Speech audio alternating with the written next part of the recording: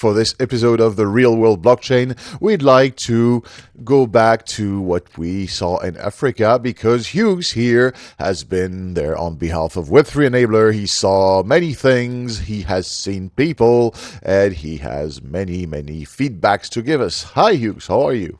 Hi Gauthier, I'm feeling great, thank you. Absolutely, I was in Africa. I was in Cairo for the Cairo Dreaming event.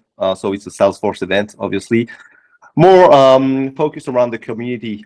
So it's like the people from the whole ecosystem are there, sharing ideas, doing workshops as well. There are a lot of sessions in there for tech people, for more strategy oriented people as well. So it's really interesting because you have people from a lot of different backgrounds who all share the interest for Salesforce and who implement Salesforce into either the companies or their integrators themselves. So they work for the companies to actually implement Salesforce. And it was brilliant. There were probably around 300 or 400 people there from all over the place. So a lot of them actually were from America. They came from the US. We had people from Egypt, of course, because it was in Cairo. Other people from the Middle East as well. We also had some interesting participants who came from India. So I'm actually hoping to maybe go to India later this year, because there are also dreaming events over there. And obviously, there were people from Europe representing. So yeah, a great event overall. And I believe you also have been to Nigeria, right? Or was it Ghana or Nigeria? Ghana, exactly. I was in Ghana for the West Africa Dreaming event in November, I believe. So I actually met a few people from Ghana who were there in Cairo as well, because it's a small ecosystem overall in Africa. So you kind of meet the same people. Many are Nigerian actually, so that's why you were maybe confused there. That would explain my confusion. Yes. Exactly. Great people overall. Some of them are actually they went to the UK. Many of them actually were living in the UK. They built business over there, and then they have transaction with Nigeria, with Ghana, with West Africa as a whole. So there's a whole lots of things to implement there. Lots of ideas and lots of opportunities as well. And actually, the next West Africa Dreaming event will be in Lagos. So I will be there hopefully in November, 21st of November.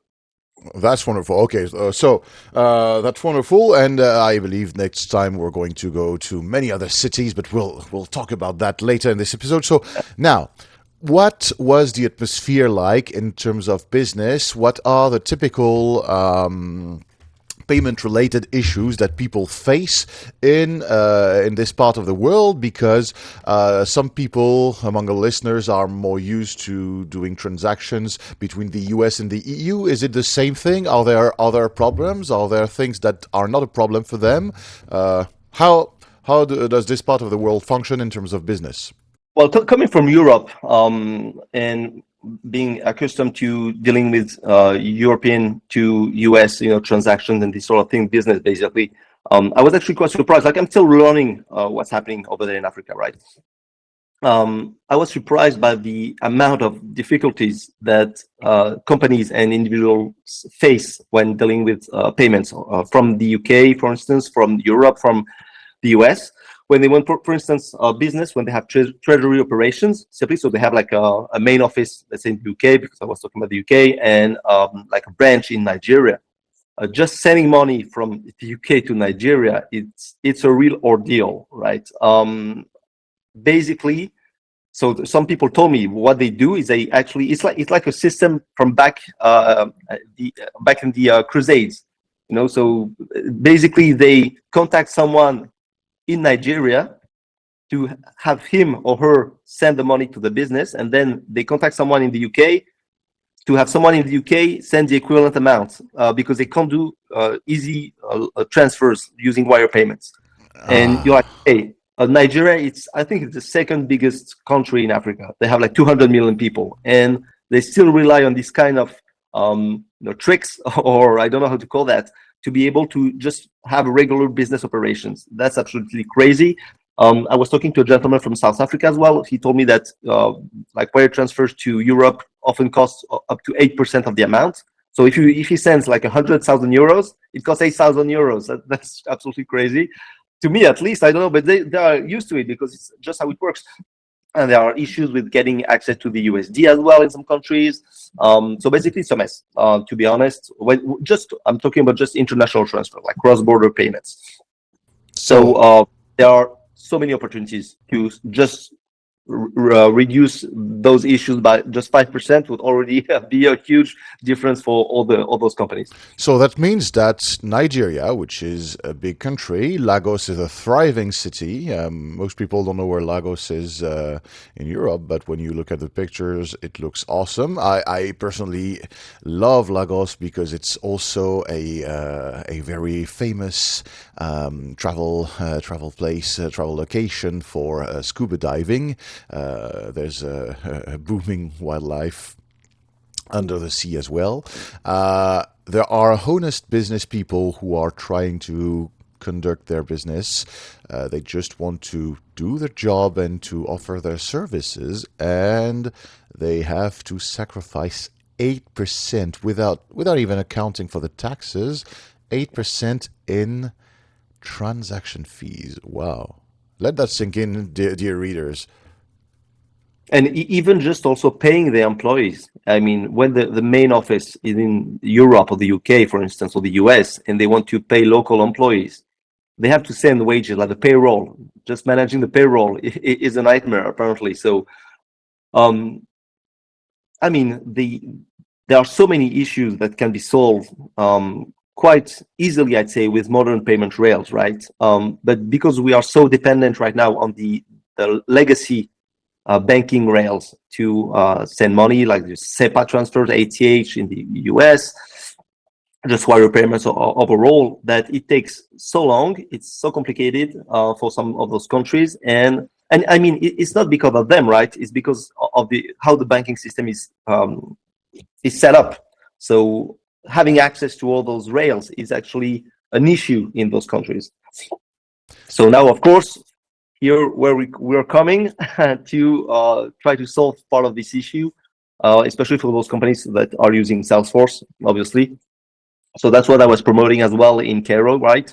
We have developed blockchain payments and digital asset wallets as well, which basically allows all those companies who are using Salesforce to start using the blockchain as the tunnel, like the infrastructure, the payment infrastructure, instead of using the traditional banking rails. So basically, on one side, it looks like a local bank transfer. On the other side, it looks like a local bank transfer, but there are no intermediaries. The payment just goes through the blockchain using either stable coins, which is the preferred solution, obviously, for businesses. But if they want, we also are preparing for the future with crypto payments and all the types of digital asset payments. They can keep it on chain. They can off-ramp it if they prefer. We're actually working with new partners as well, Valor, maybe Luno as well, in the near future, to have also direct, so what we call a liquidation wallet, so direct transfers from bank to bank, but it just goes through the blockchain. So basically on both sides, you would see just a normal payment in fiat currency, so in local currency, but you would avoid most of the FX, like Forex, costs, of course, and all the banking fees from all the intermediary banks. Like I have some clients in Korea, so in South Korea, so that's not the same as Africa, but just getting a payment from South Korea to France, it goes through 3 banks, and it takes like each takes like probably $20 each. So if I have a $100 invoice, I actually only receive $40 in the end, and that's from South Korea to Europe. So imagine the same kind of issues between like Zimbabwe and Europe, or Ethiopia and Europe, or Kenya and Europe, or the US, or whatever.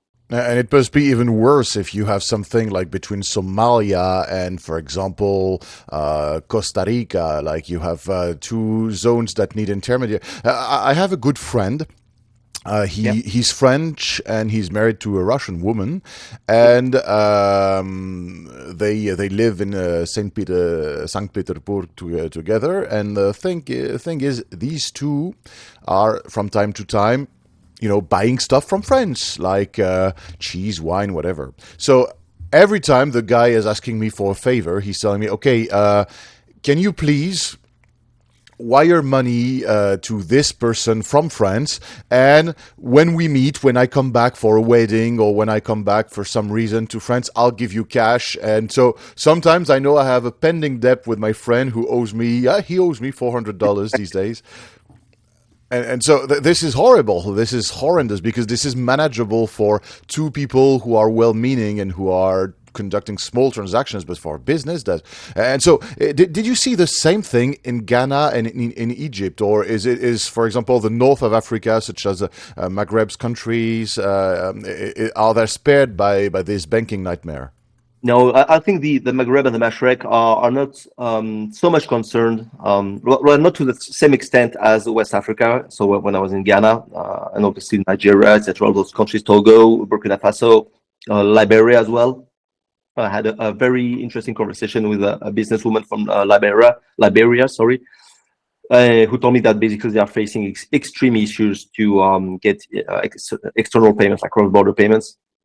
So I think the North Africa and Egypt and all those countries like the Middle East are a bit less impacted by those sort of things, especially as they are also doing a lot of business with other Arab countries. So the Emirates, or this part of the world, India as well. So there's a use case definitely for those countries as well, just to reduce fees, costs, to have cheaper and much faster payments as well using the blockchain. But the real issues is with West Africa and the rest of sub-Saharan Africa, just getting payments. I was talking with a lady from Zimbabwe as well, who's an integrator over there for Salesforce, and she told me that basically they, due to those problems, for instance, as a contractor, as a freelancer, she cannot get a loan from the bank because she has to get paid in South Africa because she can't receive money from outside in Zimbabwe. And because she's paid in an account in South Africa, the bank in Zimbabwe only see that as an individual transfer from South Africa, because she has an account in South Africa, from South Africa to Zimbabwe. And then it's not a salary, so they cannot confirm that she's actually getting paid like properly as a revenue. So she told me she can't buy a house because she can't receive money from outside in Zimbabwe, except from South Africa, and it doesn't count as a proper salary. So those are the kind of issues, like real practical day-to-day issues that we're also trying to solve, right? With these new solutions. I mean, we're just developing, basically, not developing, but we're just implementing the 21st century payment rails. That's as simple as it is, and it will solve so many problems, both for businesses and for individuals in the professional environment. Oh, for F's sake! Come on. Okay, but you know what? This is really impressive, because that really means that also here centralization of power is basically dragging people down, and all these honest people who want to work will basically have to face more challenges just because their system is absolutely wrecked. And yes. So that's yet another use case for crypto. Here it's of course stable coins, but honestly, just for the speed, not even for the decentralization aspect, but for the speed itself and the ease of use. Okay, and exactly. It's interesting because we're talking about Africa, but that's a bit the same in Caucasian countries and Eastern Europe, and notably, I'm not thinking Eastern Europe like Croatia or Hungary because they are part of the EU, so it's the SEPA zone. But I have a fondness for Georgia myself, and whenever I want to send money to Georgia, for example, to pay for a hotel or something, or to pay for a service, every time I will have to find an intermediary bank, which will be Commerzbank in Frankfurt, or another bank if it's for the US zone, and that's quite fascinating. So imagine if I had a customer in China and I wanted that customer to purchase something from one of my partners in Georgia. That means that the customer in China will have to go through 3 different banks as well, as you said, with Korea. Wow. Just to get the money. No, it seems crazy to us. I mean, because we're so used as well, like as European, as Americans, we're used to a relative like it's easy. Basically, it's easy for us. We don't really think about it, but when you start dabbling into cross-border payments with multiple entities in specific countries who are not integrated with the global financial system for some of them, etc., etc., it quickly becomes a nightmare. Basically, to open a business, to run a business, to get people paid, to pay your suppliers, to pay your client, to get paid by your clients. Many of those, we have a huge pool of freelancers and contractors, for instance, in Nigeria, who work remotely for companies in the US, in the UK, in Europe, and for them, it's already complicated as it it's already as complicated as it is to open a business and actually do the work, and they have to face all those challenges just to also get paid, which is ridiculous, right? So fortunately, with what we're developing as well, this should become easier in the near future. We have a lot of hopes for 2026. We really want to tackle those present issues in West Africa and Africa in general, in the Middle East as well, to an extent, maybe so in India, and we'll see other countries in the future. But there's a real use case. And not just one use case, multiple use cases revolving around the same basic issue around just getting cross-border payments at an affordable cost and pretty quickly as well. That's absolutely fantastic. I have the feeling that this is going to be exciting for many people. And say another thing. We have been through a few events. So you've been to Ghana, you've been to Egypt, you're going to Nigeria in November. Are there other events that you're attending yourself? The next Salesforce events where people could meet the Web3 Enabler team? Yeah, so personally, I'm going to Poland in Wrocław next month. So on the 20th of March. I think I'll also attend the Lisbon event on the 19th of June. And in between, there's an event in New Delhi that I want to attend. So it's still in the work, but I think I'll make it work as well. There's also another event in Dolai, in Jaipur as well, also in India. And we'll see if we probably can make it to the Dubai event just before the Lagos event in November. There's also Dubai 1 week before, so we'll see how it goes. But basically, I'll personally be at all of the events. I'm really happy to see those great people that I've been meeting as well. So we kind of see, you catch up with the same people who are all around all this Salesforce ecosystem, and you just advance the conversation slowly, little by little. You get new ideas, you get feedback. We are also launching pilot programs with some of them, just to really customize what we're offering to specific use cases and applications.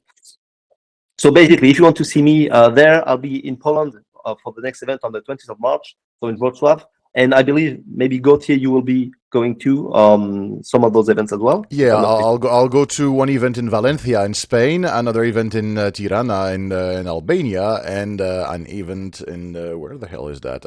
Jaipur, actually. Maybe we'll go together, and Lisbon in Portugal as well. Yes, for the next. Oh, Lisbon. So great, fantastic. So we'll actually be there'll be a few of us this time. And I might follow you as well in Tirana. I'll see if I can make it. But basically, we are. I think we're starting to really get some traction into this ecosystem. We've taken some time, really a long time, to develop a great product. To be honest, a great solution. Took us 2 years. We are still in. It's still a work in progress on some use cases. That's why we're developing all those pilot program as well, because we really want to tackle all the use cases that people are facing. And of course, not being on the ground, like in those countries, we don't have a precise idea of all the use cases that can exist, right? So that's why it's so important that we're here. We discuss, we talk with all the people in the industry, in this ecosystem, and we're already getting great feedback. So that's fantastic. Thank you so much, Hugues. Everyone, this was the Real World Blockchain. And this episode brought to you, of course, by Web3 Enabler, provider of payment solutions, saving businesses all around the world whenever the banking system is a failure. Cheers, everyone. Cheers.